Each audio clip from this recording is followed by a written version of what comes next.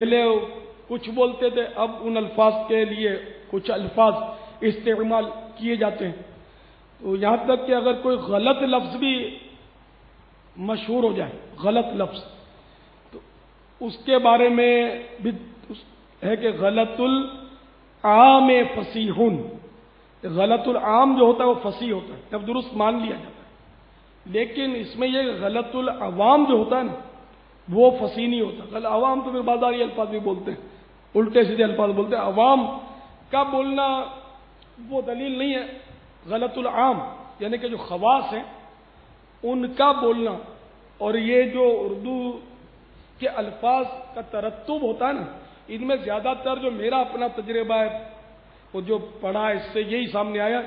کہ جو شعراء ہوتے ہیں نا ان کی بات دلیل کے طور پہ لی جاتی ہے کہ شعراء جو ہوتے ہیں نا، یہ جس زبان کا شاعر ہوگا سمجھو وہ اس زبان کا کہ وہ غوطہ خور ہے، غواص ہے، اس زبان میں وہ غوطے لگاتا ہے، کیونکہ شاعر اس وقت تک نہیں بن سکتا جب تک اس کے یعنی جس زبان کا وہ شاعر بننا چاہے، چاہے عربی میں، فارسی میں، اردو میں، کسی بھی زبان میں، تو اس کے پاس الفاظ کا بہت بڑا ذخیرہ ہوتا ہے، کیونکہ وزن بھی سیٹ کرنا ہوتا ہے اور لفظ بھی حسن والا لانا ہوتا ہے، اور اس کے اعراب بھی اس کو معلوم ہو، تو اس طرح اس کی بہت مطلب یعنی کہ باریکیاں ہیں، تو اس کے بعد الفاظ کا عوام الناس کے مقابلے میں ذخیرہ بہت زیادہ ہوتا ہے، بلکہ تبھی تو وہ شاعری کر سکتا ہے۔ عام آدمی شاعری کرنے بھی جاتا ہے تو پھر وہ نہیں کر پاتا، وہ بہت غلطیاں کرتا ہے اور الفاظ وہ اس جگہ لگا ہی نہیں سکتا، اس لیے عوام الناس کو تو شاعری کرنی بھی نہیں چاہیے۔ میں تو یہی ہے، میرا ذہن ہے کہ نعتیہ شاعری، حمد ہو، نعت ہو، منقبت ہو، صرف علماء لکھیں، عوام شاعر نہ لکھیں، کہ وہ صحیح بولتا ہوں کہ ایسے تو بعض اوقات کفریات لکھ جاتے ہیں، وہ لفظ سیٹ کرنے ہوتے ہیں نا، اس میں وہ موضوع کرنے ہوتے ہیں الفاظ، تو اس میں بے ادبی کے الفاظ آ جاتے ہیں، بعض اوقات بہت گستاخانہ الفاظ آ جاتے ہیں، بعض اوقات صریح کفریہ الفاظ بھی آ جاتے ہیں شعر میں، اور اس میں شاعر پھر ایمان سے بھی بسا اوقات ہاتھ دھو بیٹھتا ہے۔ تو علماء جو ہوں گے تو جن کی قرآن و حدیث پر گہری نظر ہوگی، تو ان سے اس طرح کی غلطی کا صدور بہت کم، اس کا امکان تو ہے لیکن قدرے کم ہو جائے گا نا۔ تو جو غیر عالم ہے، اس نے کوئی کلام لکھا بھی ہے تو اس وقت تک وہ اس کو پڑھے نہیں، کسی کو دے نہیں، جب تک کسی ماہر فن عالم کو نہ دکھا لے۔ نہیں، وہ عالم جو شاعری بھی جانتا ہو اور ماہر فن ہو، اس کا فن کا ماہر ہو، اس کو دکھا لینے کا میرا مشورہ ہے، ورنہ مارے جاؤ گے، کچھ کا کچھ بول جاؤ گے، بے ادبی کر ڈالو گے۔ ہر عالم بھی ضروری نہیں کہ ادب کے سارے الفاظ جانتا ہو اور وہ بے ادبی سے بچتا ہو، کوئی ضروری نہیں، خالی سند کافی نہیں ہوتی، عالم ہو، ماہر ہو، تجربہ کار ہو، اس کو دکھایا جائے۔ تو اس لیے مطلب ہے کہ نازک معاملہ بہت ہے شاعری کا، تو وہ میں نے ضمناً یہ آپ کی خدمت میں عرض کر دیا۔ تو شعراء کے جو الفاظ استعمال کرتے ہیں نا، یہ اس پر سے مطلب ہے کہ لغت میں زیادہ مدد ملتی ہے، مدد دی جاتی ہے۔ میں خود سرکار اعلی حضرت کی شاعری سے بعض الفاظ مطلب سمجھ پایا ہوں کہ یہ لفظ ٹھیک ہے، اس کا وزن یہ صحیح ہے، تو اس طرح کچھ اندازہ ہو جاتا ہے۔ جب وزن کی شدبود ہوگی تو اندازہ ہوگا، اگر عام آدمی جو ہوتا ہے جس کو وزن کی شدبود نہیں ہوتی کہ شعر کا وزن کیا ہوتا ہے، کیسا ہوتا ہے، تو اس کو نہیں سمجھ آئے گی۔ یہ ایک فن ہے، اس کو عروض کہتے ہیں، علم عروض، عروض کا فن ہے یہ۔ تو اسی لیے مطلب ہے کہ پہلے جیسے میں نے یہ چھیڑ دیا نا کہ مووی کا قائل نہیں تھا، اب ہوں، تو اب میرے پاس دلائل ہے تو میں قائل ہو گیا۔ پہلے لاؤڈ اسپیکر کے نماز کا بھی میں قائل نہیں تھا، ایک طرف کے دلائل میرے سامنے تھے، پھر جب مدینۃ الاولیاء ملتان میں لاکھوں لاکھ کا اجتماع ہونے لگا اور نمازیوں کے لیے مسائل پر مسائل کھڑے ہونے لگے کہ اب جہالت کا دور ہے کہ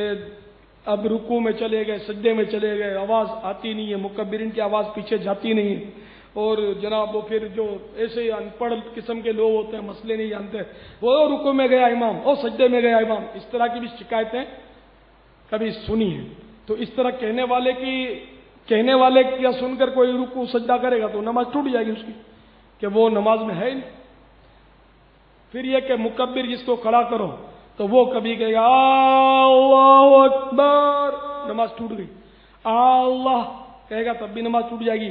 اللہ اکبر کہے گا جب بھی نماز ٹوٹ جائے گی۔ یہ عام طور پر کہتے ہیں، یہ نہیں پتا ہوتا کہ اللہ اکبر کس طرح کہنا چاہیے، یہ بھی نہیں پتا ہوتا۔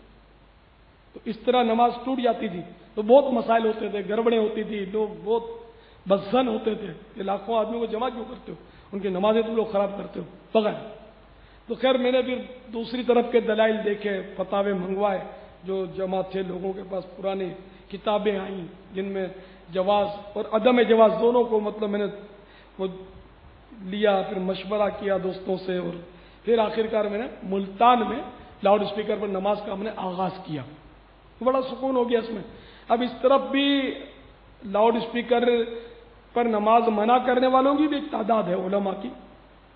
پہلے کافی علماء تھے، اب کافی پردہ فرما گئے، وہ صحیح تھے اپنی جگہ پر، ان کو غلط نہیں کہتا، ان کی تحقیق اپنی جگہ پر صحیح تھی، مسئلہ سائنسی ہے یہ۔ اور اب بھی ہیں علماء، اور جواز کے قائل علماء کی تعداد اب زیادہ ہے اس وقت، یعنی موجودہ علماء میں لاؤڈ اسپیکر پر نماز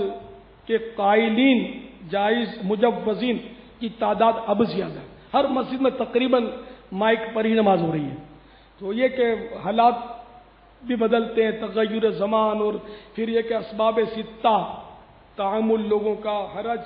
اور اس طرح کے بہت سارے مطلب دلائل کی روشنی میں علماء اور مفتیان کرام سوچتے ہیں، پھر کوئی فتویٰ دیتے ہیں۔ تو اب جن علماء نے لاؤڈ اسپیکر پر نماز جائز ہونے کا فتویٰ دیا، میں نے اس فتوے کو اب عمل کرنا شروع کر دیا۔ میرا اپنا کوئی فتویٰ نہیں، میں مفتی نہیں، مجھے تحقیق کی بھی مطلب یعنی کہ